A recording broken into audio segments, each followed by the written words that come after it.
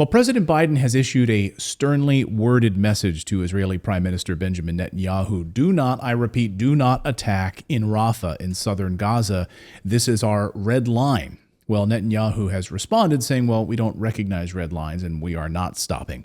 So how many thousands of innocent people are about to be slaughtered in this bottleneck at the southern border crossing in Gaza? Someone who knows what's coming right now is Scott Ritter, former US Marine. Scott, welcome to the show. I'm just going to ask you this. I mean, why do you think Netanyahu is just ignoring President Biden's message here?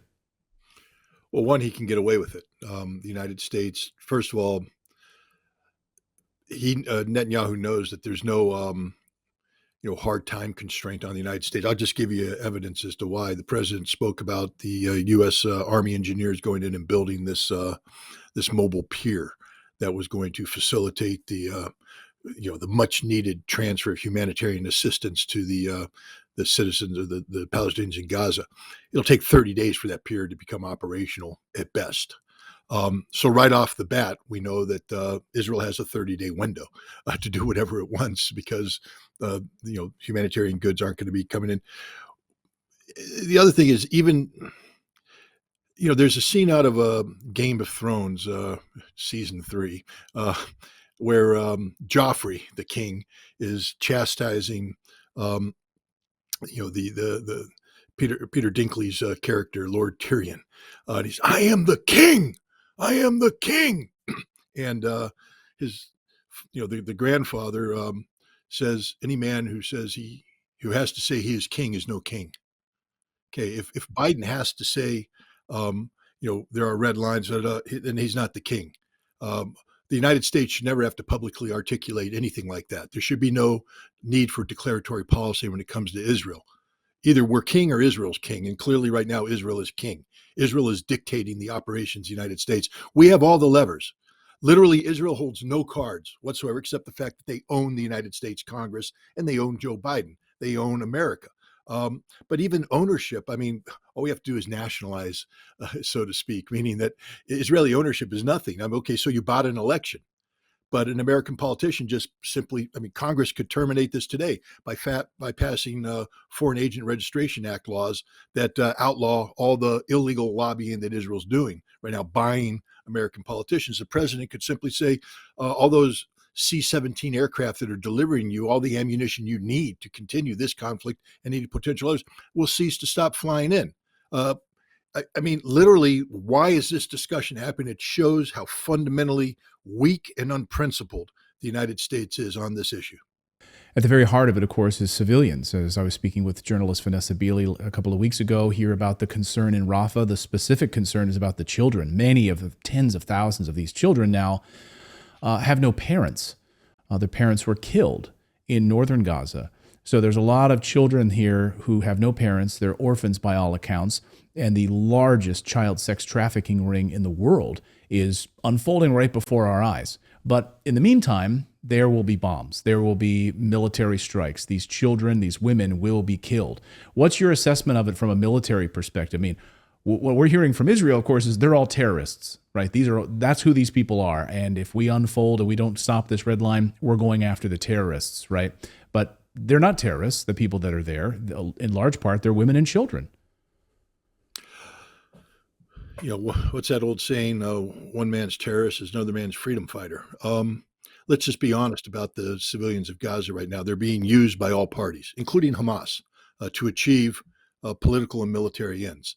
The suffering of the Gazan population was built into the Hamas plan. In order to break Israel's grip on the world, you have to destroy Israel in the eyes of the world.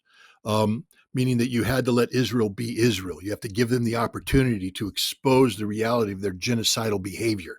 But that can't be done in theory. It has to be done in reality.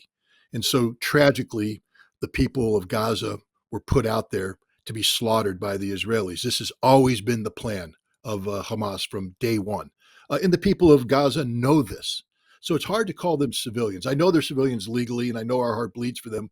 But, Shinwar, the head of Hamas, wrote a book of fiction, but it's based on reality. The children of the camps, these orphans you speak of, yes, they're being exploited horribly. Sex trafficking, no parents, etc. They're children of the camps. Everybody who lives in Gaza today is a child of the camps.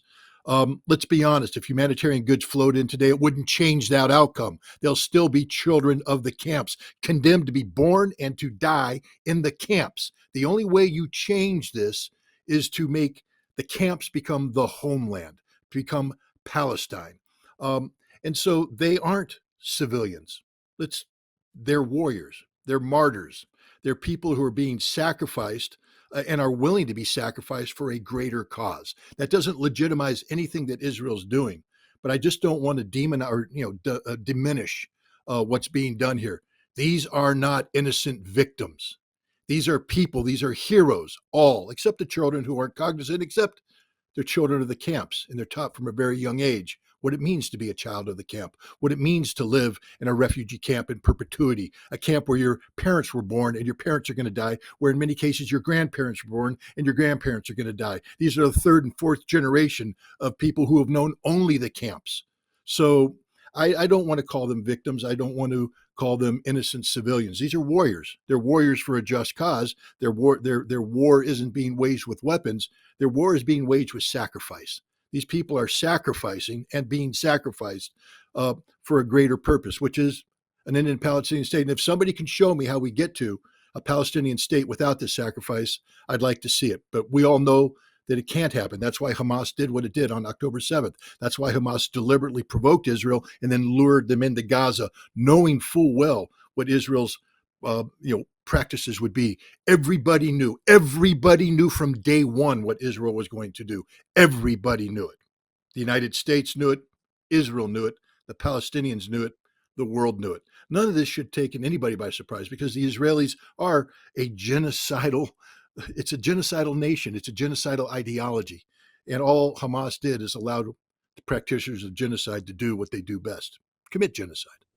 So allowing these children, these people of the camps, to be used as lure, as bait, so to speak, is what you're saying, really. And of course, you're not. I know there'll be people that'll say, "Well, Scott's you're not specifically talking about the children, right?" And I just want to clarify: the children are everybody. Okay. But look, we all know that children are innocent. We know this. Our laws say as such. You can't be charged as an adult. Your actions can't be considered to be adult-like until you come of age. But life sometimes dictates different realities. The reality is that if you talk to a 5-year-old or a 6-year-old child in Gaza, before, during, and hopefully after this genocide, they know the reality. They know who they are. They know who the enemy is. And they know what needs to be done. Yes, they suffer, they cry, as any human would, but many of them understand what's happening. There's a comprehension there that says that we are doomed to live this life unless we do something that frees us. This is why the Palestinian people haven't collapsed. Yes, their bodies collapse. They collapse from bombardment. They collapse from starvation. They collapse from disease, but their spirit doesn't collapse. And this is what I'm trying to impart. I'm not trying to justify anything that Israel's done. I condemn it wholeheartedly.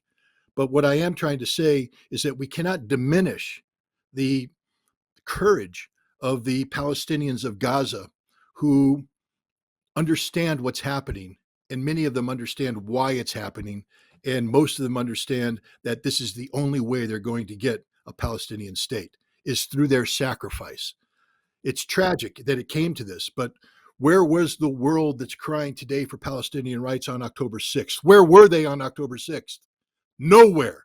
It's only after Israel started doing what everybody would knew that the world came out. And that only happened because Hamas knew and understood that. And remember, Hamas is not separate from the people of Gaza.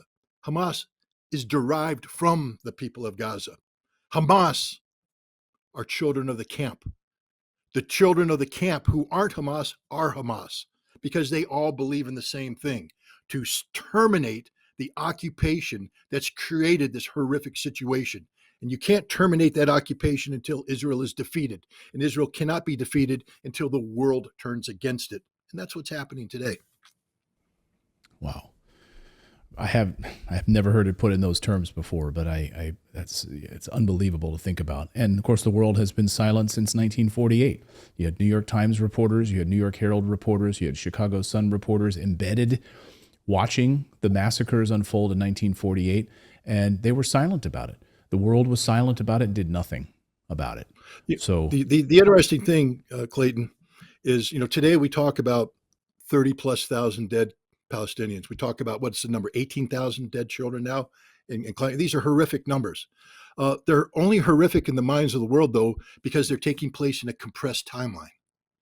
The world would be very happy to allow 30,000 Palestinians and 18,000 Palestinian children to die in the elongated timeline, because that's what they've been doing since 1948. So I really don't want to hear people talk about how they're standing up for the people of Palestine. They've never stood up for the people of Palestine. Some people have, but I'm talking about many of the people out there today. They're horrified by the fact that because of what Hamas has done in compelling Israel to do what Israel wants to do, which is to kill the Palestinians, it can't be ignored.